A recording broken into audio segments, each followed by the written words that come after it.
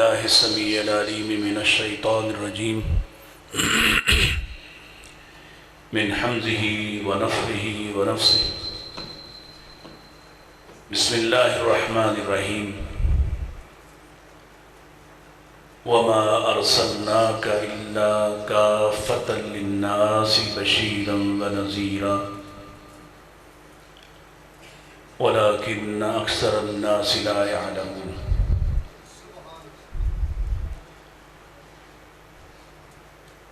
اور ہم نے آپ کو تمام انسانیت کے لیے رسول بنا کر بھیجا ہے.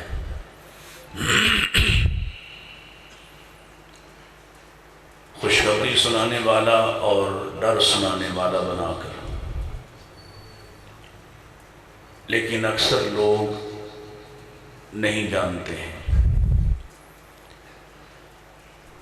حمد و ثنا درود و سلام کے بعد آج کی یہ مجلس جس میں ہمارا ضلعی نظم بھی موجود ہے اور تحصیلی ذمہ داران بھی موجود ہیں،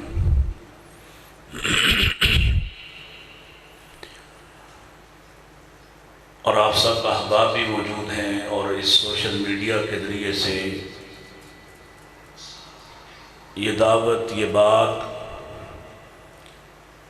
حافظ آباد نہیں بلکہ پوری دنیا میں جانے والی ہے.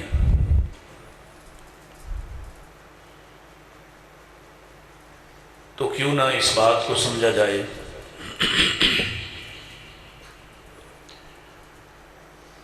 کہ اللہ کے رسول صلی اللہ علیہ وآلہ وسلم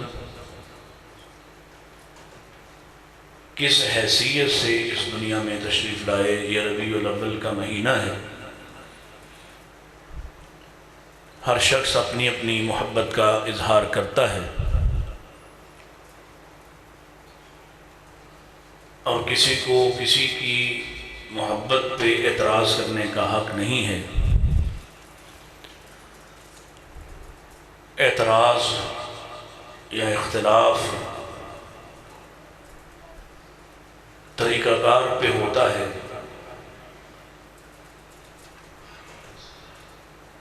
اور طریقہ کار میں بھی کسی کے طریقہ محبت پر اعتراض نہیں کیا جا سکتا تھا اگر طریقہ اللہ اور اس کے رسول نے واضح نہ کیا ہو. لہذا ضابطے کے مطابق محبت ہوگی. جیسے ماں سے محبت کا ایک ضابطہ ہے، باپ سے محبت کا ایک ضابطہ ہے، بہن سے محبت کا ایک ضابطہ ہے، بیٹی سے محبت کا ایک ضابطہ ہے، بیوی سے محبت کا ایک ضابطہ ہے. ہر رشتے کے ساتھ ہمارا تعلق کسی ضابطے کا، کسی قانون کا پابند ہے. بعینی نبی مکرم صلی اللہ علیہ وسلم کے ساتھ ہمارا جو تعلق اور رشتہ ہے، اس کے اپنے قواعد اور ضوابط ہیں. ہم اس میں آزاد نہیں ہیں. مثلا سیدنا عمر فاروق رضی اللہ تعالی عنہ کی وہ بات، نبی علیہ السلام کے ساتھ مکالمہ، بڑا معروف ہے اور بڑی معروف روایت ہے کہ آپ دونوں پیدل چل رہے ہیں اور اللہ کے رسول صلی اللہ علیہ وسلم نے سیدنا عمر رضی اللہ تعالی عنہ کا ہاتھ تھاما ہوا ہے، اور آپ ان سے ایک سوال کرتے ہیں، اے عمر، تم سب سے زیادہ محبت کس سے کرتے ہو؟ اور سیدنا عمر رضی اللہ تعالی عنہ اپنی دانائی، بڑے دانا تھے، بڑے بصیرت افروز تھے، اتنے بصیرت افروز کہ اللہ کے رسول علیہ الصلوۃ والسلام نے مختلف جگہوں پہ ان کی رائے کو اہمیت دی۔ نہ صرف اللہ کے رسول نے بلکہ آسمان والے نے بہت ساری آیات ان کی رائے کے مطابق نازل فرما دی۔ مطلب یہ ہے اس بات کا بھی، یہ بھی سمجھیے ایک باریک فرق ہے۔ اللہ پابند نہیں ہے کہ وہ عمر کی رائے کے مطابق قرآن اتارے، اصل میں ہوا یہ ہے کہ اللہ کی مشیت اور عمر کی رائے ایک ہو گئی ہے۔ یہ بات اہل حدیثوں کو بھی سمجھ لینا چاہیے، کیونکہ ہم وہ لوگ ہیں جو تعریف میں کسی ضابطے کے پابند ہیں۔ تو بڑے دانائی کی بات، اور ظاہر ہے اگر اللہ کے رسول یہ کرینہ، یہ بات انصاف کے تقاضوں کے مطابق یہ قاعدہ بیان نہ کرتے تو ہر شخص دنیا میں سب سے زیادہ اپنے آپ سے محبت کرتا ہے اور اس کے بعد کسی دوسرے سے محبت کرتا ہے۔ بڑی بڑی معروف مثالیں ہیں، جب جان بن پڑتی ہے تو ہر کوئی اپنے آپ کو بچانے کی کوشش کرتا ہے۔ تو آپ نے اسی خیال، اسی ضابطے، اسی دانش کے تحت کہا کہ میں سب سے زیادہ اپنے آپ سے محبت کرتا ہوں، اپنے بعد میں آپ سے محبت کرتا ہوں۔ تو اللہ کے نبی علیہ الصلوۃ والسلام نے یہ قاعدہ ارشاد فرمایا، اے عمر تم ہی نہیں، کوئی بھی دعوی ایمان کرنے والا اس وقت تک مومن نہیں ہو سکتا جب تک کہ میں اسے اس کے ماں باپ سے، اس کی اولاد سے اور ساری کائنات سے عزیز محبوب نہ ہو جاؤں۔ آپ نے ایک ضابطہ بیان فرما دیا۔ تو ہماری محبتیں، ہماری عقیدتیں ضابطے کی پابند ہیں، کسی قاعدے کے تحت ہیں۔ ہم آزاد لوگ نہیں ہیں کہ جو جی میں آئے کہہ دیں، جس طرح چاہیں محبت کریں، جس طرح چاہیں تعارف کروائیں، جیسا چاہیں مقام دے دیں، ایسا نہیں ہے۔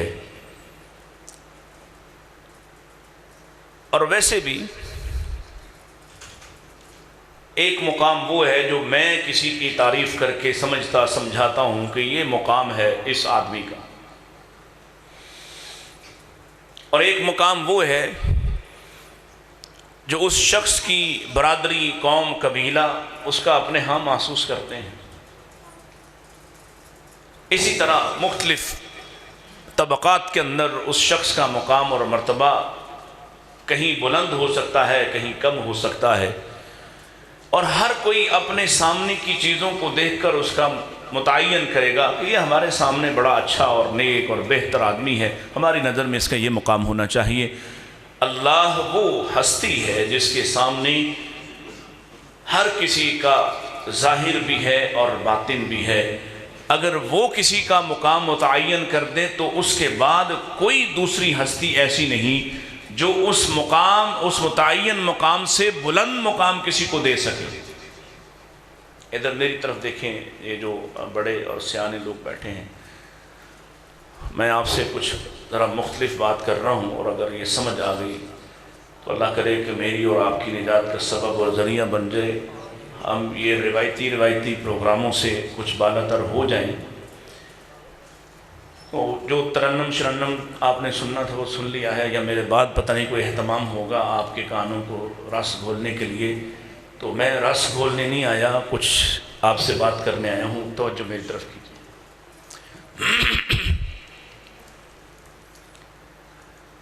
اب اس بات کو سمجھیے، ایک میں مقام دیتا ہوں، میری معلومات کے مطابق میں کسی کو مقام دوں گا۔ میں یہاں آیا ہوں، میں حافظ عمران تبسم صاحب کو، بھٹی صاحب کو اور دیگر دوستوں کو میں اپنی نظر سے دیکھوں گا، جتنا میں ان کو جانتا ہوں میں کہوں گا ان کا یہ مقام ہے، دوسرا اس کا یہ مقام ہے، تیسرے کا یہ مقام ہے۔ میں اپنی ظاہری معلومات پر اکتفا کروں گا اور کسی کا مقام متعین کروں گا کہ یہ میرے نزدیک ان کی حیثیت یہ ہے۔ میں ان کے اندر کیا چل رہا ہے، ان کی نجی مجلسیں کیا ہیں، ان کی تنہائی کیا ہے، میں نہیں جانتا ہوں، میں تو ظاہر کی بات کروں گا۔ آپ اپنے امام خطیب اس مسجد کے، آپ ان کا مقام اور مرتبہ جو ظاہر میں نظر آتا ہے اسی کے مطابق آپ طے کرتے ہیں۔ یہ مقام اور مرتبہ اچھا ہے اور یقینی ہے اور کامل ہے، یا وہ اچھا اور یقینی اور کامل ہے جو عرش والا طے کرے؟ میری بات سمجھ میں آ رہی؟ بہتر کیا ہوگا؟ جو زمین والا کوئی طے کرے کہ اللہ کے رسول کا یہ مقام ہے، یا عرش والا طے کرے کہ میرے رسول کا میرے نزدیک یہ مقام ہے، اور وہ اس نے طے کر دیا۔ مختلف آیات ہیں، تفصیل کا وقت نہیں ہے، مجھے بھی کہیں بھاگنا ہے۔ آپ قرآن اٹھائیے، آپ کو قرآن مجید جگہ جگہ یہ شہادت دیتا دکھائی دیتا ہے کہ محمد رسول اللہ کا مقام کیا ہے، اور وہ اتنا بلند ہے، انسانی تجربات کے سامنے یا انسانوں کی سوچ اور فکر نہیں ہے۔ انسان کسی کو کیا مقام اور مرتبہ دے سکتا ہے؟ انسان تو ظاہر جانتا ہے، وہ گھر میں کیا کرتا ہے، بیوی اس سے کتنی تنگ ہے، گھر والے اس سے کتنا پریشان ہیں، برادری والے کتنا اس سے تنگ اور پریشان ہیں، وہ اس کے اندر کیا کچھ چلتا ہے کوئی نہیں جانتا۔ اور میرے اور آپ کے نبی اور رسول، ہمارے آقا و مرشد کا مقام اس نے طے کیا جو کہتا ہے لعمرک، تیری پوری عمر کی قسم ہے، تیری پوری زندگی کی قسم ہے، تیرے پل پل کی قسم ہے، لحظہ لحظہ کی قسم ہے، رات اور دن کی قسم ہے، بچپن لڑکپن جوانی کی قسم ہے۔ کوئی ہے جو یہ بتا سکے میری جوانی کیسی گزری، آپ کی بچپن کیسا گزرا فلاں کا؟ اور ایک ظاہر ہے، ایک باطن ہے، باطن والا بھی ویسا ہی چمکدار چمکتا دمکتا ہے جیسا ظاہر والا ہے۔ کوئی کسی کے بارے یہ تعین نہیں کر سکتا۔ عرش والا کہتا ہے لعمرک، اس نے جو بنایا اس سے بہتر بھی کوئی بنا سکتا ہے؟ کیوں بھائی؟ میرا موضوع تو کچھ اور تھا، لیکن جہاں یہ مجھے کھانا کھلانے لے گئے وہاں راستے میں بڑی بتیاں شتیاں اوپر وہ مراوی تک لگی ہوئی ہیں، تو موضوع بدل گیا ہے، اور کیسٹ میں یاد کوئی نہیں کر کے آیا کہ بھول جاؤں تو پتہ نہیں کیا ہوگا۔ مقام ایک انسان طے کرتا ہے اور ایک عرش والے رحمان نے طے کیا ہے۔ بتائیے دونوں میں سے بہتر کیا ہے؟ میں اپنے بریلوی بھائیوں سے بھی کہہ رہا ہوں، ایک دفعہ خدا را، ایک دفعہ اللہ کے واسطے، ایک دفعہ آپ ہماری دعوت سن لیجئے، آپ اس میں سے گستاخی چن نہیں سکیں گے۔ ایک مقام آپ دیتے ہیں اور ایک مقام اس نے دیا۔ اگر ہم اس کے دیے بنائے بتائے مقام کے خلاف ہوں، ہم گستاخ۔ اور اگر آپ کے بنائے ہوئے بتائے ہوئے آپ کے سمجھائے ہوئے پر اعتبار نہ کریں تو ہم گستاخ نہیں۔ آپ سے دعوت دیتے ہیں ایک دفعہ ذرا اپنی پالیسی کو ریوزٹ کر لیں، پھر سے دیکھ لیں، کہیں آپ کے بیان کرنے میں کمی نہ رہ جائے، کیونکہ ہم نے جس کو مانا ہے اس کے بارے رب یہ کہتا ہے کہ میں نے اپنے نبی کو اتنا بڑا کیا ہے کہ میرا نبی اگر ہاں کہہ دے تو بھی دین بنتا ہے، نہ کہہ دے تو بھی دین بنتا ہے۔ نبی مکرم علیہ السلام، میری عادت میں مثال کے ساتھ بات کرتا ہوں تاکہ آپ کو بات یاد رہے۔ مولویوں کی بات آپ کو یاد رہتی کوئی نہیں، رہتی ہوتی تو یہ حال اور عالم نہ ہوتا۔ پیارے رسول علیہ السلام خطبہ حجۃ الوداع سے پہلے لوگوں کی تربیت کر رہے ہیں کہ حج کیسے کرنا ہے، اس کے ارکان کیا ہیں، کب شروع ہوگا، کہاں سے ہوگا، کیا کیا اس کے مناسک ہیں۔ اور آپ ارشاد فرما رہے ہیں خذوا عنی مناسککم، مجھ سے سیکھ لو۔ بیان کرتے کرتے ایک آدمی کھڑا ہوا ہے اور اس نے کہا افی کل عام یا رسول اللہ صلی اللہ علیہ وسلم۔ اب علماء تشریف فرما ہیں، ان کے لیے تو ترجمے کی ضرورت نہیں ہے، سوال ہے۔ اس نے پھر پوچھا، آپ خاموش رہے، افی کل عام یا رسول اللہ، آپ پھر خاموش رہے۔ تیسری مرتبہ بھی اس شخص نے سوال کیا افی کل عامین یا رسول اللہ، یعنی مطلب اور مراد یہ ہے آپ جس حج کا طریقہ ہمیں سکھا رہے ہیں کیا یہ ہر سال مالداروں پہ، صاحب نصاب لوگوں پہ فرض ہوگا؟ 3 مرتبہ سوال ہوا اور اللہ کے رسول علیہ السلام خاموش رہے، آپ نے کوئی جواب نہیں دیا۔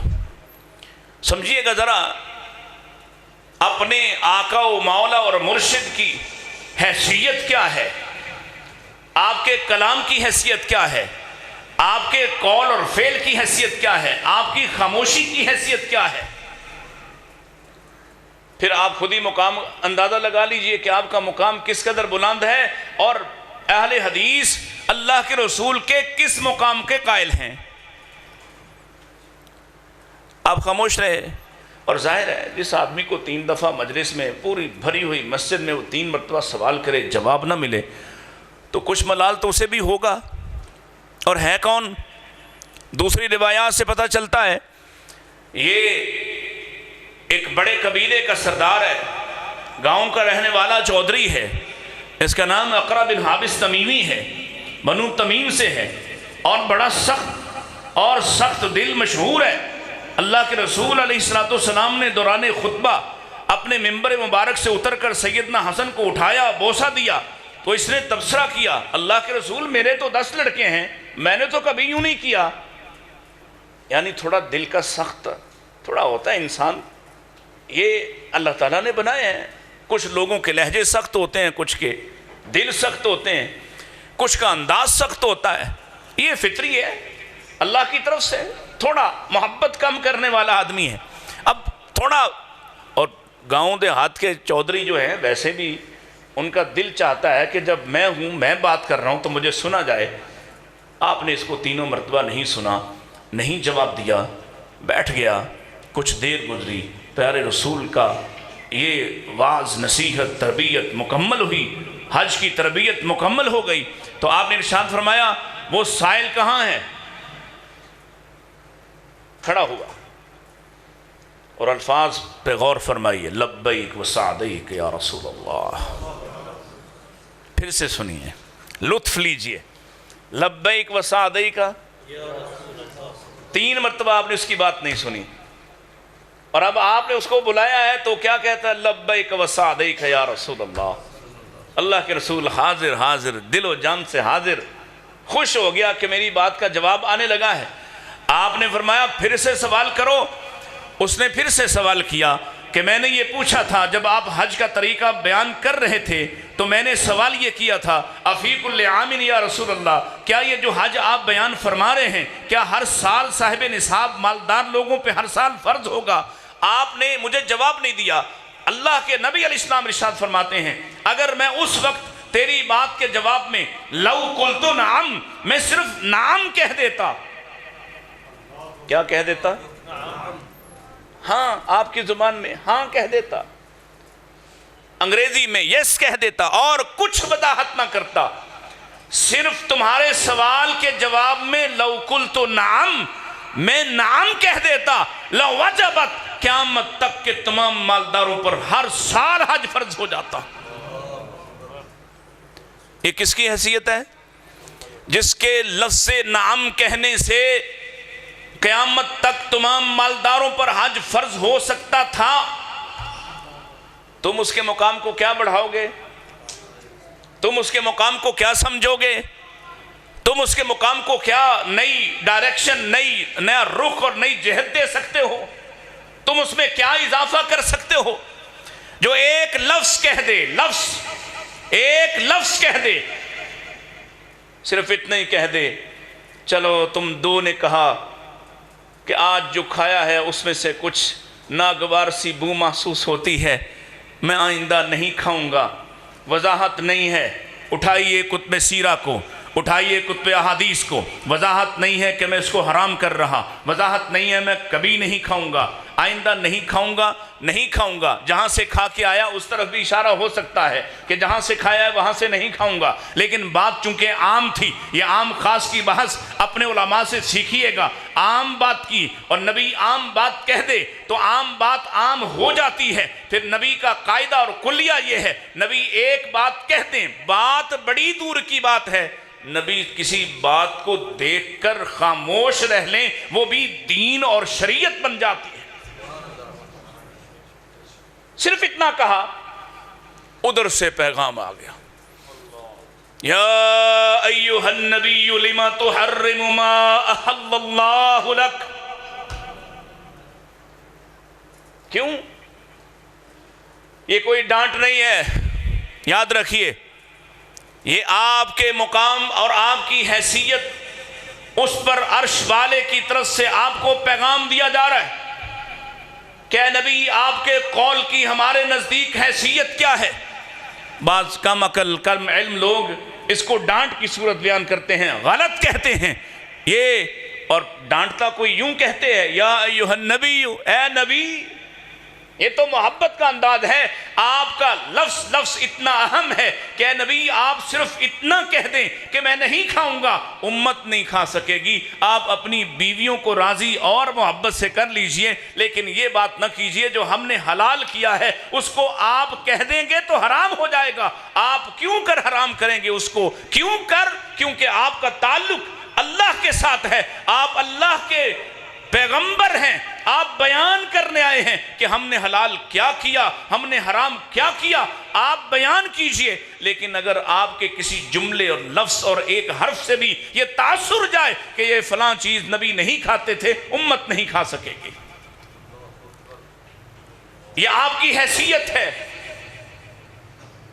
اور میں ابھی 2 دن پہلے ایک بڑی سرکاری مجلس تھی، ہمارے ایک دوست ہیں شیخوپورہ کے، شیخوپورہ میں ہمارے کچھ دوست بھی ہیں، پریشان نہ ہوا آپ،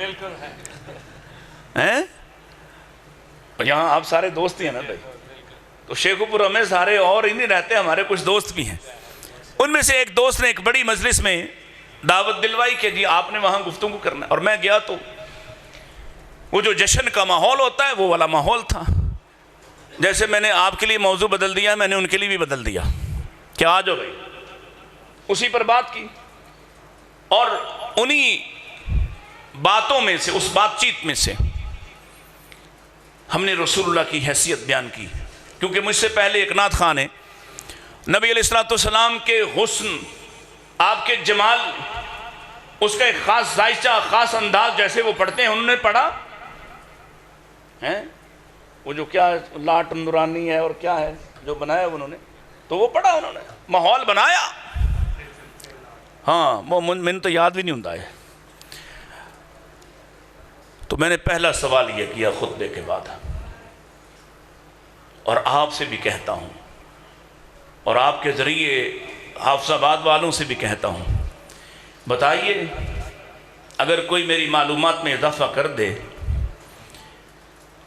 ابو جہل سے لے کر آج کے دشمن تک، مجھے کوئی دشمن بتا دیجئے رسول اللہ کا جو آپ کو حسین نہ مانتا ہو،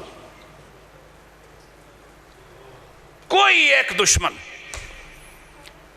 کمپیریٹیو ریلیجن سٹڈیز میرا خاص موضوع اور مضمون ہے پی ایچ ڈی میں، تقابل ادیان، دیگر ادیان کو پڑھنا، میں نے آج تک 10 سینکڑوں کتابیں پڑھی ہوں گی، میں نہیں جانتا کسی ایک دشمن کو جس نے میرے نبی کی حجب کہتے ہوئے میرے نبی کو حسین نہ مانا ہو، لائیے کوئی ایک شخص۔ ابو جہل کو آپ کے حسن سے کوئی مسئلہ تھا؟ کبھی اس نے کہا کہ آپ حسین نہیں اس لیے ہم نہیں مانتے؟ ابو لہب نے کہا کہ آپ حسن و جمال کا پیکر نہیں ہم نہیں مانتے؟ کسی ہندو، کسی سکھ، کسی عیسائی آج کے دور میں نبی مکرم علیہ السلام کے بدترین دشمن ہیں۔ یورپ کے اندر اربوں روپے کی سرمایہ کاری کی جاتی، نبی علیہ السلام کے عیوب ڈھونڈنے کی ناکام کوشش کی جاتی، اور تازہ ترین کتابیں ہیں مختلف لوگوں کی، اورینٹلسٹ کی، مستشرقین کی، جو اسلام کو بڑے غور سے بڑا مشاہدہ کر کے پڑھتے پھر لکھتے، زہر پھیلاتے اپنے معاشرے کے اندر، اسلامو فوبیا کی باتیں عام کرتے۔ ایک بھی شخص آپ کو نہیں ملے گا جو محمد رسول اللہ کے حسن و جمال کا انکاری ہو،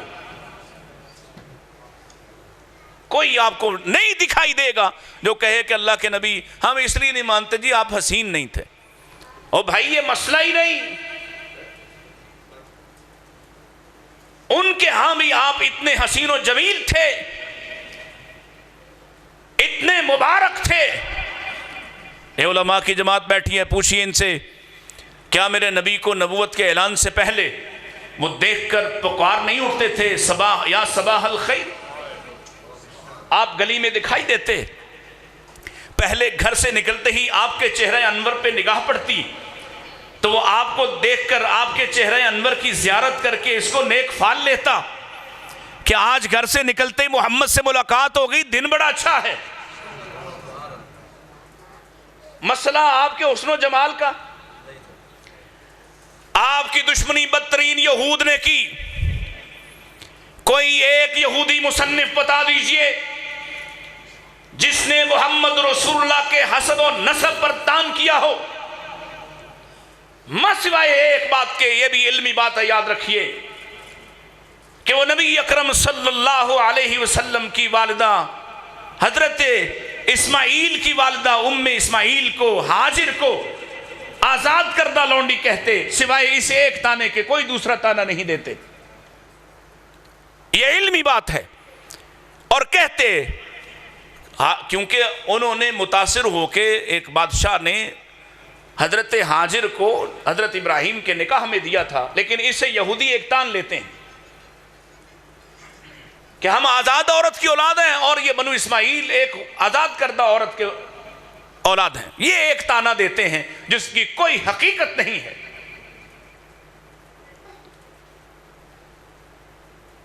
ایک یہودی بھی آپ کو نہیں ملے گا جو رسول اللہ کے حسب و نسب کی بات کرتا ہو۔ سب سے بدترین قرآن کہتا ہے ان سے بدتر اسلام کا دشمن ہی کوئی نہیں۔ تو مسئلہ کیا ہے؟ مسئلہ وہ ہے جو مغیرہ بن شعبہ نے پوچھا تھا رضی اللہ تعالیٰ عنہ۔ کہتے میں نے اللہ کے نبی صلی اللہ علیہ وسلم کو سب سے پہلے جو مکہ میں پہلی ملاقات ہوئی، میں نہیں جانتا تھا کہ آپ کون ہیں اور آپ مجھے نہیں جانتے تھے۔ میں ابو جہل کے ساتھ تھا، عمر ابن ہشام کے ساتھ تھا، مکہ کے سردار اور لیڈر کے ساتھ تھا۔ ہم گلی میں جا رہے تھے کہ سامنے سے محمد بن عبداللہ آ گئے اور میں نہیں جانتا تھا یہ کون ہے۔ آپ آئے اور آپ نے آ کے دعوت دینا شروع کی۔ عمر ابن ہشام ابو جہل سے کہا اس کو قولوا لا الہ الا اللہ، اللہ کی توحید کو مان لو۔ اللہ اکبر۔ ویسے بھٹی صاحب تحصیلی قائد اور ضلعی قائد یہاں موجود ہیں، میں آپ کا بڑا شکر گزار ہوں گا اگر آپ اہل حدیث سٹیج پر واپس توحید لے آئیں۔ جو ہمارے پنپنے کی بات تھی وہ من مرضی کی نعتیں نہیں، اللہ کی توحید تھی۔ اگر آپ واپس لے آئیں، میں خصوصی طور پر آج آپ نے مجھ پہ پھول برسائے ہیں، پھر میں پھول لاہور سے لے کے آؤں گا۔ ہماری امتیازی خصوصیت کیا تھی؟ بولیں بولیں، نہ ڈریں، مجھے نہ بلائیں دوبارہ کوئی بات نہیں۔ ہماری امتیازی خصوصیت کیا تھی؟ کوئی لاکھ کہے، کوئی کہتا تھا ہیں بڑے سخت لیکن توحید کے بڑے پکے ہیں۔ اب ذرا دیکھیں ہم نے کیا حلیہ کر لیا ہے اپنا، اور یہ دولت تھی، یہ نبیوں کی دعوت تھی۔ کوئی آپ جمع غفیر جمع کر لیں، آپ مخصوص موضوعات بیان کر کے جمع غفیر جمع کر لیں، کوئی فائدہ؟ اگر قوم سے توحید چھن گئی تو کچھ باقی نہیں رہتا۔ مغیرہ رضی اللہ تعالیٰ عنہ کہتے ہیں اللہ کے نبی اسلام نے دعوت توحید دی، سنتا رہا، جب آپ نے اپنی بات مکمل کر لی تو کہنے لگا اے محمد واپس چلے جاؤ، میں تمہارے رب سے کہہ دوں گا کہ تم نے مجھ پر بڑی محنت کی۔ اللہ اکبر، اللہ اکبر۔ مغیرہ رضی اللہ عنہ کہتے ہیں جب وہ واپس چلے گئے تو میں نے کہا یار عمرو ابن ہشام، بات تو بڑی زبردست تھی، دعوت تو بڑی شان والی تھی، تم نے رد کیوں کی ہے، انکار کیوں کیا ہے؟ سنیے اس نے انکار کیوں کیا ہے، کیونکہ جو میں اور آپ ابھی تک نہیں پہچان رہے وہ دشمن ہو کر پہچان گیا۔ رب کہتا ہے وَمَا أَرْسَلْنَاكَ إِلَّا كَافَةً لِلنَّاسِ بَشِيرًا وَنَذِيرًا وَلَكِنَّ أَكْثَرَ النَّاسِ لَا يَعْلَمُونَ، میں نے بشیر و نذیر بنا کر، رسول بنا کر بھیجا تھا، یہ ابھی تک جان ہی نہیں پائے ہیں۔ میں نے ایک مقام دیا تھا، مقام کیا ہے؟ رسالت دی ہے، رسول بنایا ہے۔ اس نے بھی کہا ہم اور یہ برابر کے خاندان، ایک ہی نسل سے، برابر کی ذمہ داریاں، برابر لوگوں کو اگر وہ سواری دیتے تو ہم بھی دیتے، وہ کھانا کھلاتے تو ہم بھی کھلاتے، وہ نبیذ پلاتے تو ہم بھی پلاتے، برابر کا خاندان تھا۔ آج میں بنو ہاشم خاندان کے ایک شاخ، اس کا نبی مان لوں کیسے ہو سکتا ہے؟ کیونکہ وہ جانتا تھا نبی مانا تو پھر اپنی مرضی نہیں ہو سکتی ہے۔ نبی مانا تو اپنی مرضی، اپنی مرضی وہابی بھی کر سکتے، بولے بولے بولے، نبی مان کر اپنی مرضی وہابی بھی کر سکتے، دیوبندی کر سکتے، بریلوی کر سکتے۔ نبی مانا ہو اور زندگی اپنی مرضی کی، نبی مانا ہو معیشت اپنی مرضی کی، نبی مانا ہو معاشرت اپنی مرضی کی، نبی مانا ہو اخلاق اپنی مرضی کا۔ بتاؤ ذرا مانا کیا ہے؟ یوں مانا کرتے ہیں، یہ ہے ماننے کا طریقہ؟ نبی بھی مانتے جاؤ اور مرضیاں بھی کرتے جاؤ۔ وہ خوب سمجھتے تھے یہ ہے مسئلہ، ورنہ ناتے آپ کے یہاں، ہم انڈیا کی بات نہیں کرتے، وہاں تو دسیوں مثالیں ہیں۔ پاکستان کے اندر ایک شخص چیف جسٹس بنا، نام بھگوان داس، جائیے اس کی تصنیفات کئی ایک لا پہ، قانون پہ ہیں، اور کچھ کتابیں صرف اور صرف نعت پہ، محمد رسول اللہ کی تعریف پہ ہیں۔ اگر آپ کے حسن و جمال کی تعریف کرنا ہوتی، آپ کے اخلاق و کردار کی تعریف کرنا ہی مقصود دین ہوتا، تو یہ تو کافر، آج کا کافر بھی مانتا ہے۔ آپ نے صفا پہاڑی پر چڑھ کے ان سے پوچھا تھا، پہلے اپنے آپ کو پیش کیا تھا، ان سے شہادت لی تھی کردار کی، تو کیا کہا تھا سب نے؟ ہم نے آپ کو ہمیشہ سچا پایا ہے، ہم نے آپ کو ہمیشہ، اور مسلم کی روایت بھی ملا لیں تو وہ کہتے ہیں ہم نے آپ کو کبھی جھوٹا پایا ہی۔ دونوں کو، بخاری مسلم کو ملا لیں تو معنی اور مراد کیا نکلتا ہے؟ آپ ایسے سچے ہیں جنہوں نے کبھی جھوٹ بولا ہی۔ یہ یہاں نہیں، دشمنی کی انتہا کفار کی طرف سے جس روز سب سے بڑی دشمنی ہوئی، جس کو رب یوم الفرقان کہتا ہے، یوم البدر، اس دن اس سے بڑی دشمنی نہیں ہوئی۔ وہ پہلا دن تھا جو رشتہ داروں کے مابین حجاب ٹوٹے، تلواریں نکلیں، سر اڑے۔ اس دن یہ 1300 افراد مکہ سے چل کر گئے تھے۔ کتنے؟ 400 افراد اخنس بن شریک کے ساتھ تھے، بڑا سردار ہے۔ جب ابو سفیان رضی اللہ تعالیٰ عنہ کا خط آ گیا مکہ پہنچ کر کے بھائی ہم محفوظ ہو کر مکہ کی حدود میں آ گئے، لڑنے کی ضرورت، مال بچ گیا ہے، مال بچانے نکلے تھے، ہم بچ گئے، آ جاؤ۔ لوگوں نے واپس جاننے کے لیے سامان باندھنا شروع کر دیا۔ اس روز ایک شخص تھا جو دشمنی کی انتہا پر تھا، جس نے پہلے ایک سازش کی، جس کا بھائی مارا گیا تھا، اس کو کہا جاؤ لوگوں کو بھڑکاؤ۔ اس شخص نے اپنے لباس کو اتار کر لوگوں کو بھڑکایا کہ میں واپس کیسے چلا جاؤں، میرا بھائی مارا گیا ہے۔ وہاں سے بات شروع ہوئی۔ پھر اخنس بن شریک نے آ کے کہا ہمارا مال بچ گیا، ہم کیوں لڑے جا کر، ہم مال کے لیے آئے تھے، ہماری اور کیا جنگ تھی۔ ابو جہل لڑ رہا ہے، جھگڑا کر رہا ہے، وہ جی میں تسی پنجابی کہتے ہو نیاں دیتا۔ اخنس کہتے ہیں اچھا ایسا کرو ہم لڑتے ہیں، اور بندہ ان کے ساتھ کتنا ہے 400، ہم لڑتے ہیں، تم صرف یہ کہہ دو کہ محمد جو دعوت دیتے ہیں وہ دعوت جھوٹ پر مبنی ہے۔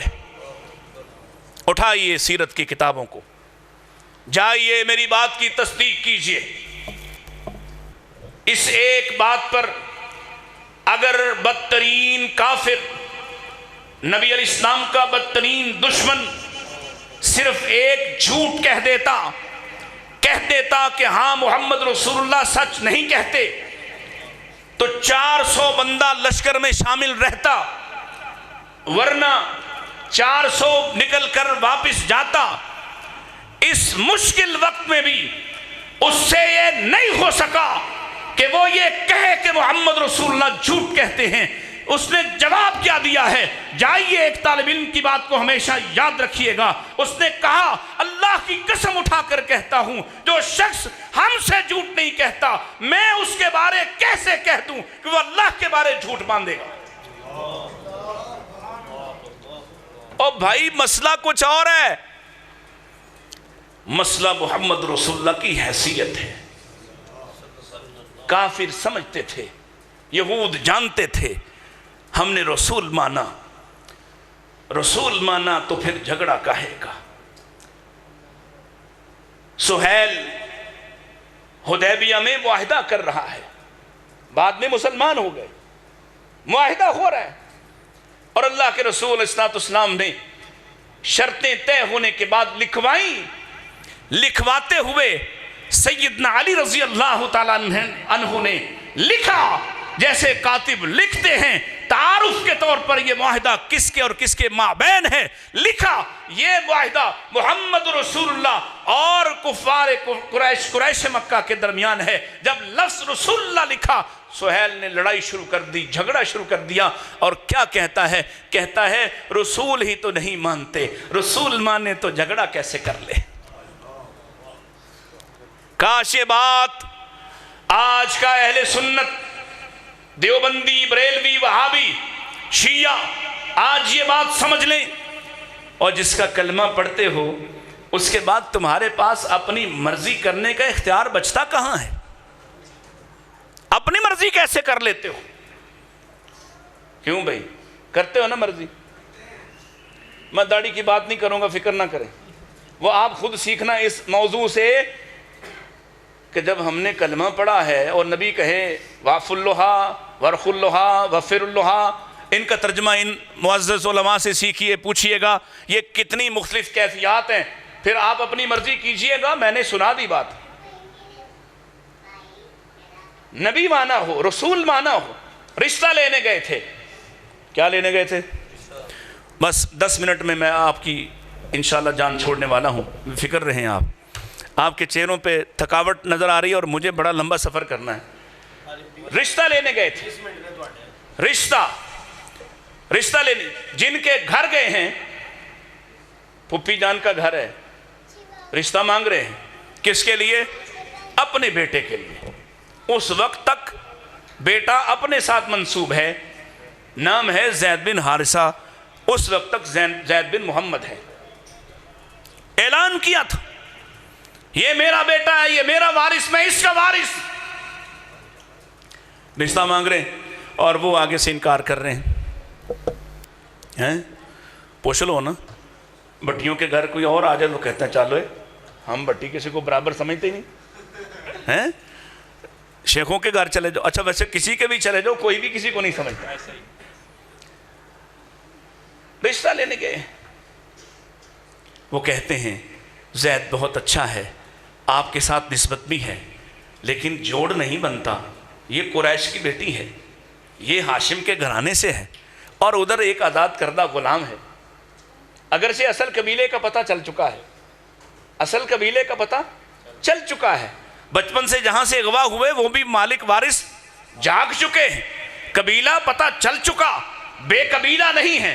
پھر محمد رسول اللہ کے ساتھ نسبت, پھر نبی ہیں, نبی اپنے بیٹے کا رشتہ خود لے کر آئے ہیں, ان کے گھر بیٹھے ہیں. اللہ اکبر. اور گھر والے, بھائی بھی انکاری, ماں بھی انکاری, خود خاتون خانہ بھی انکاری, تینوں انکار کر رہے. آپ وہیں بیٹھے ہیں, ابھی آپ نے کوئی جواب نہیں دیا, آسمان سے رب نے جواب دیا, ما کان لمؤمن ولا مؤمنۃ اذا قضى اللہ ورسولہ امرا ان یکون لهم الخیرۃ من امرہم. اے حافظ آباد والو, میں یہ آیت تمہارے سامنے ایک امتحان کی صورت چھوڑے جاتا ہوں. پڑھیے سورۃ الاحزاب سے, اللہ نے اپنے نبی کا حق کیا بیان کیا ہے.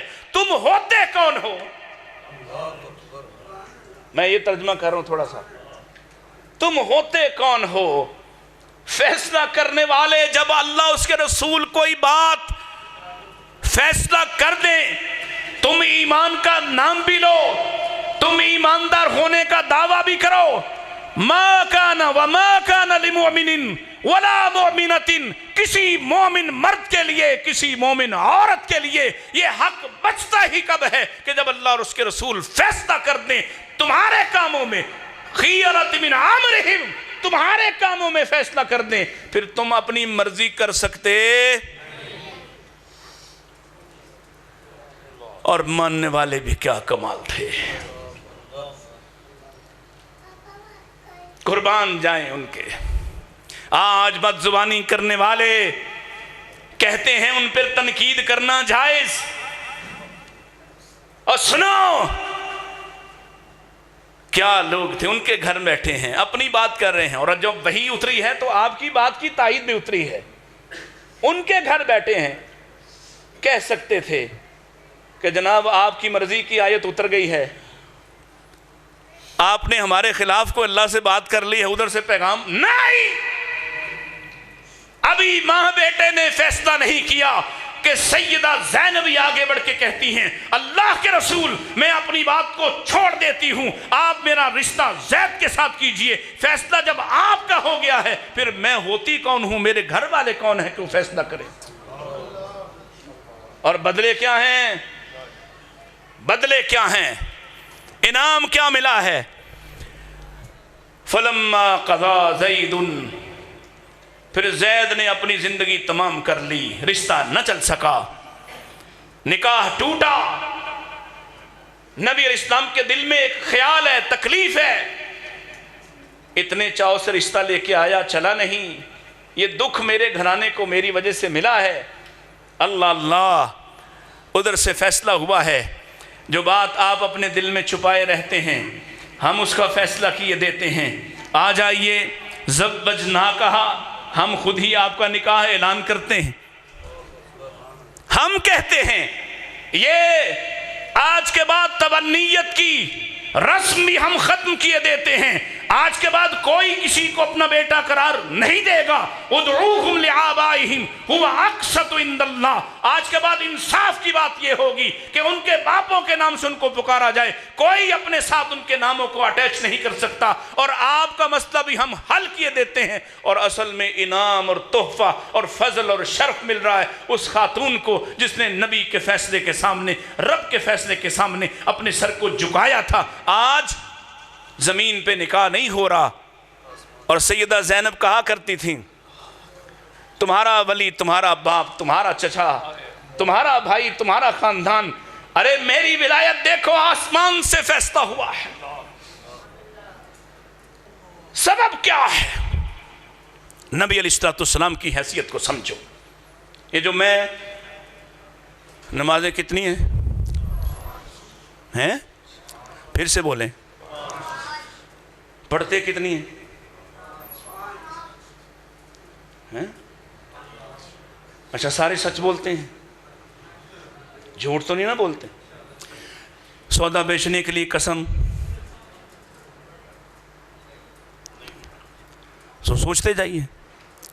پوری زندگی کی جزیات, تفصیلات, تشریحات اس حد تک تم نے جوتا کیسے پہننا ہے، اس حد تک رات کے اترے ہوئے جوتے کپڑے کو کیسے پہننا ہے بیان کے نہیں ہے پتہ؟ اور سلمان فارسی سے ٹھٹھا کیا تھا یہودی نے، مذاق کیا تھا. ارے اتنی تفصیلات، ایسے ہوتا نہیں تھا نا پہلے، ایسے ہوتا جو سابقہ ادیان آئے وہ اتنی تفصیل کے ساتھ آئے ہی نہیں. کیوں نہیں آئے بلا؟ وہ اس مقصد کے لیے آئے نہیں تھے، وہ اصل شریعت کے لیے تیار کرنے آئے تھے، اصل شریعت کے لیے نبی تیار کرنے آئے تھے. جسے میری بات سے اختلاف ہو قرآن پڑھے. اعوذ باللہ من الشیطان الرجیم وَإِذْ أَخَذَ اللَّهُ مِيثَاقَ النَّبِيِّينَ لَمَا آتَيْتُكُم مِّن كِتَابٍ وَحِکْمَةٍ. نبیوں میرے ساتھ معاہدہ کرو جب تمہیں کتاب و حکمت میں سے کچھ دیا جائے گا. من کتاب و حکمہ، یہ تکسیر ہو رہی. ساری کتاب و حکمت ملی کسی کو؟ ان کے لیے کہا من کتاب و حکمہ. ان کو نبی علیہ السلام کے مقابل نبی کہا، اور آگے جا کے یہ نہیں کہا ثم جاءکم نبی، نہیں، فرمایا ثم جاءکم رسول. اے نبیوں تمہارے مقابل اگر کوئی شخص رسول ہے وہ ایک ہے، وہ صرف محمد رسول اللہ. نبیوں کے مقابل آپ نبی نہیں ہیں، نبیوں کے مقابل آپ رسول ہیں. رسول جو میں آپ سے بات کر رہا ہوں، رسالت، حق کے رسالت. وَمَا أَرْسَلْنَاكَ إِلَّا كَافَةً لِلنَّاسِ. آپ کی حیثیت کیا ہے؟ باقی سب نبی رب کی توحید سکھانے آئے، کچھ اخلاق سکھانے آئے. اللہ کی قسم ہے اس جزیات کے ساتھ شریعت لے کر آئے ہی نہیں. یہ جزیات تو رسول اللہ کے ساتھ. اسی وجہ سے یہودی نے سلمان فارسی کو ٹھٹھا کیا، مذاق کیا. لگتا ہے تمہارے نبی تو تمہیں رفع حاجت، قضاء حاجت کے بھی طریقے سکھاتا ہے. اللہ اکبر. تو سلمان جھجکے، شرمائے، پریشان ہوئے. کیا کہا؟ کہ اللہ کی قسم ہے ہمارے نبی نے ہمیں یہ بھی سکھایا ہے. سکھایا یا نہیں سکھایا؟ کہا ہمارے نبی نے سکھایا ہے، یہ ہمارے نبی کی تعلیم ہے. لا یستقبل القبلہ، قبلہ کی طرف رخ کرنا، ولا یستدبرہا، اس کی طرف پشت بھی کرنا. قضاء حاجت کرتے ہوئے اس کی طرف پشت، اوپن جگہ کی بات ہو رہی ہے، فقہی بات بھی ساتھ ساتھ کلیئر ہو جائے. اوپن جگہ کی بات ہو. لا یستقبل القبلہ، کھلی جگہ پہ بیٹھ کے کوئی قبلہ کی طرف منہ نہیں کر سکتا. ولا یستدبرہا، کھلی جگہ بیٹھ کر کوئی قبلہ کی طرف پشت بھی نہیں کر سکتا. ولا یستنج منہ بالیمین، اور کوئی اپنے دائنے ہاتھ سے اپنے وجود کو نہیں دھو سکتا. یہ تربیت ہمارے نبی نے ہماری کی ہے.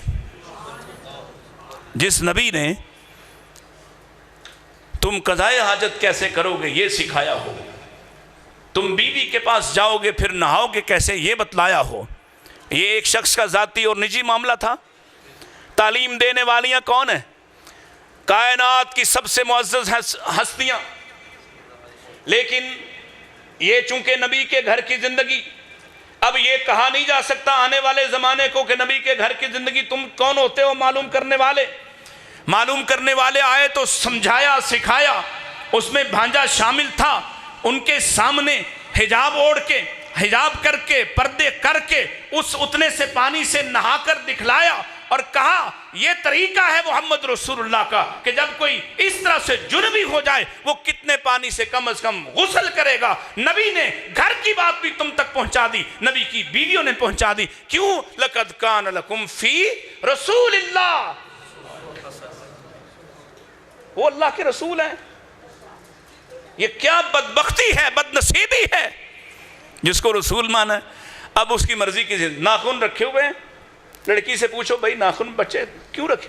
وہ جی شادی آ رہی ہے تو اس لیے میں نے اس کے لیے. اچھا جی، یہ کس نے کہا؟ کس نے آزادی دی؟ کس نے کہا؟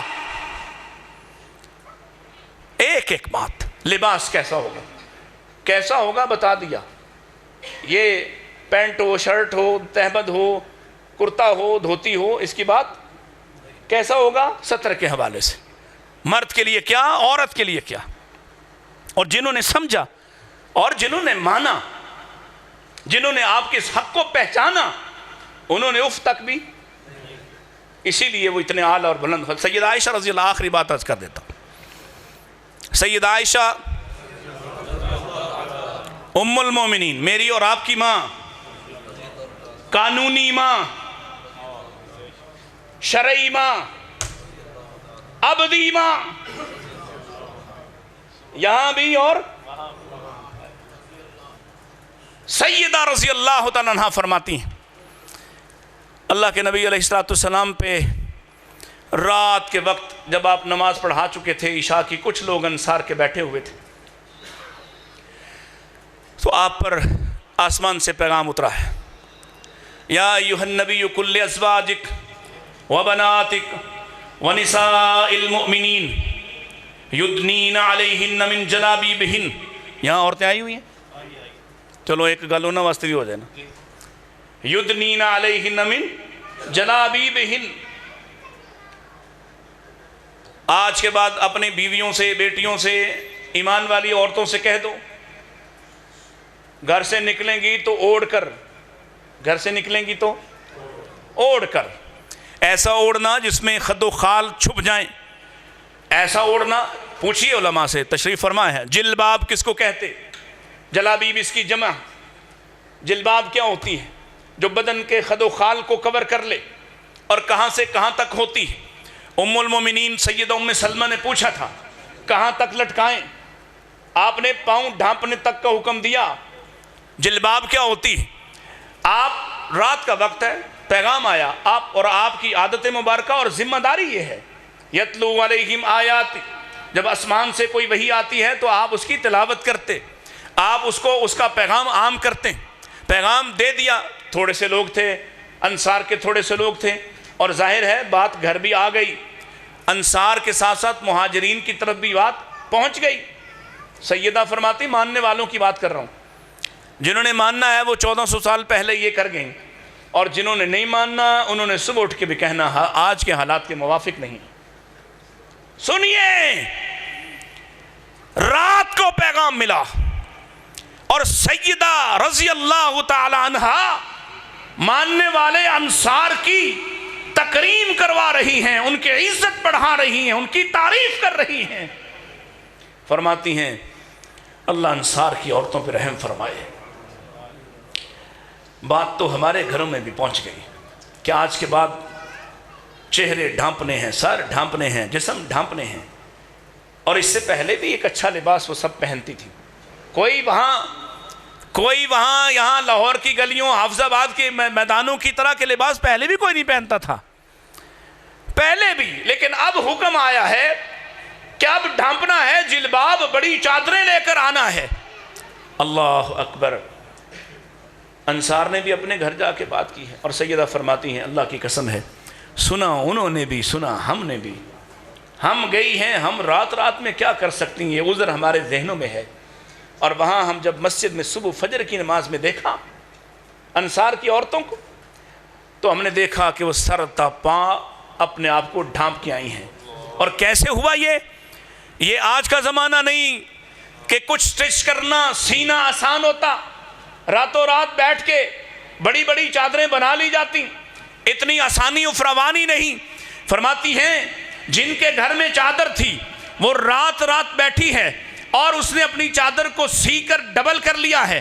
جس کے گھر میں چادر نہیں تھی اس نے بستر کی چادر میں سے کاٹ کے اپنی چادر کو بڑا کر لیا. لیکن رب کا حکم آیا ہے تو صبح کی نماز تک بھی تاخیر نہیں کی. صبح کی نماز پڑھنے آئی ہیں تو بڑی بڑی چادریں لے کر آئی ہیں. ماننے کا مطلب تو یہ ہے کہ نبی کہا ہے، رسول کہا ہے. کلمہ پڑھتے ہو اشہد ان محمدن عبدہ و رسولہ، ہر نماز کے اندر ہر 2 رکعت کے بعد پڑھتے ہو. بتاؤ یہ تقاضا پورا کون کرے گا؟ دوسروں کو چھوڑو، انہوں نے کیسے سمجھا اور کیا مانا ان کو تو چھوڑ دیجئے، اپنے آپ کو دیکھیے. میں بھی کہتا ہوں میں رسول مانتا ہوں، آپ بھی کہتے ہیں میں رسول مانتا ہوں، لیکن کیا میری زندگی اس بات کی غماز ہے، اس کی عکاس ہے، یہ آئینہ دار ہے کہ میرا چلنا رسول کے مطابق، بیٹھنا رسول کے مطابق، بولنا رسول کے مطابق، سونا جاگنا رسول کے مطابق، کھانا پینا رسول کے مطابق؟ اگر ہو گیا تو مبارک ہو، نہیں ہوا تو فکر کیجئے کسی لمحے بھی گرہ کھل جائے گی اور سب سے پہلا حساب قبر میں شروع ہو جائے گا۔ پہلے سوال کے بعد دوسرا سوال پوچھا ہی جائے گا، کس کو مان کر آئے ہو؟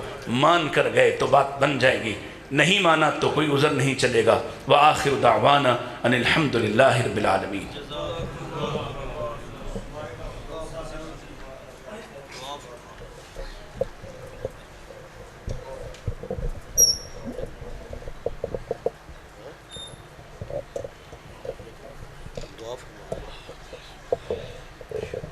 سب بیمار ہیں جی؟ بہن فوت، اچھا۔ یا رب لک الحمد کما ینبغی لجلال وجہک وعظیم سلطانک، اللہم صلی وسلم علی نبینا محمد صلی اللہ علیہ وسلم۔ ربنا آتنا فی الدنیا حسنہ وفی الآخرۃ حسنہ وقنا عذاب النار۔ اللہم اشف مرضانا ومرضى المسلمین، اللہم اشف مرضانا ومرضى المسلمین، اللہم اشف مرضانا ومرضى المسلمین۔ الہ العالمین تمام بیماروں کو کامل شفا عطا فرما، اللہ اپنی رحمت سے تمام فوت شدگان کو معاف فرما۔ ہمارے بھائی حافظ عمران صاحب جن کا ذکر کر رہے ہیں، حافظ داؤد صاحب کی بہن، ان کا انتقال ہوا ہے، اللہ تو اپنی رحمت سے اپنی اس بندی کے درجات کو بلند فرما، ان کی لغزشات کو معاف فرما اور ان کو اعلیٰ علیین میں داخل اور شامل فرما۔ اے اللہ، ہمارے وہ بزرگ، وہ تمام علماء اساتذہ جو اس دھرتی کو توحید و سنت سے آباد کرنے والے تھے، آج اس دنیا میں نہیں ہیں، آج ہمارے درمیان نہیں ہیں، اللہ ان سب کو اعلیٰ علیین میں داخل فرما۔ اللہ ان کے بعد یہ جو گلستان، یہ مہک، یہ مہکار، یہ جو بہار لگی ہے، اللہ اس کا اجر انہیں عطا فرما۔ اللہ ان اولین کو اس کا اجر عطا فرما اور ہمارے بعد بھی اس ماحول کو اور بڑا بہتر اور ثابت کر دے، ہمارے لیے بھی اس ساری فضا کو صدقہ جاریہ بنا دے۔ اللہ ہم سب سے ہماری کوتاہیاں اور خطائیں معاف فرما۔ اللہ اس علاقے سمیت پورے پنجاب میں ایک ہلاکت خیزی ہے، تباہی ہے، اللہ اپنی رحمت فرما دے۔ اللہ جتنے بھائی بھی، جتنی بہنیں بھی متاثر ہوئے، جن کے افراد اس دنیا سے چلے گئے، ان کی بخشش فرما، جن کے اموال تباہ ہو گئے، اللہ تو اپنی رحمت سے اپنی جناب سے مدد فرما۔ اللہ جو ان مشکل حالات میں، مشکل دنوں میں مدد کرنے والے ہیں، جتنے بھی احباب یہاں تشریف فرما ہے، ملک پاکستان میں، پنجاب میں، جہاں جہاں بھی تشریف فرما ہے، اللہ تو سب کی محنتوں کو قبول فرما، اللہ سب کی محنتوں کو قبول فرما، اس ضمن میں ہو جانے والی خطاؤں کو معاف فرما، اللہ اپنی رحمت سے ہمیں محروم نہ فرما۔ الہی تو جانتا ہمارے دشمن بڑے ہی بدبخت اور بڑے ہی ظالم ہیں، اللہ تو ہمیں ہمارے دشمنوں کے مقابل مدد عطا فرما، چاہے وہ انڈیا ہو، چاہے وہ اسرائیل ہو، چاہے وہ کوئی اور ملک ہو، اللہ ہمیں مسلمانوں کو قوت اور غلبہ عطا فرما۔ اللہ اہل غزہ پر رحم فرما، اللہ اہل فلسطین پر رحم فرما، اہل کشمیر پر رحم فرما، اللہ اہل پاکستان پر رحم فرما۔ الہ العالمین آج کی یہ مجلس ہمارے جن بھائیوں نے بھی جس طرح کی بھی معاونت کی ہے، اس کو منعقد کیا ہے، اللہ اس کے مقاصد کے ساتھ اس کو قبول فرما۔ اللہ جو ہم سے ٹھیک بات ہوئی اس کو ذریعہ نجات بنا دے، جو ہم سے کوتاہی ہوئی اللہ وہ کوتاہی معاف فرما۔ جی ہمارے محترم بھائی، محترم بزرگ عبداللہ صاحب بیمار ہیں، اللہ تو اپنی رحمت سے ان کو بھی شفاء کاملہ عاجلہ عطا فرما۔ اللہ اپنی رحمت سے ہم سب کو معاف فرما، ہمارے آنے والی نسلوں کو دین کی محبت عطا فرما، ہمارے آنے والی نسلوں میں بھی اللہ کوئی مشرک، کوئی بدعتی، کوئی گستاخ پیدا نہ فرما، ہماری نسلوں کو مبارک نسلوں میں تبدیل فرما۔ رب اغفر وارحم انت خیر الراحمین وتب علینا انک انت التواب الرحیم، وصلی اللہ تعالی علی خیر خلق محمد وآلہ وصحبہ اجمعین برحمتک یا ارحم الراحمین۔ سارے دوست بیٹھو۔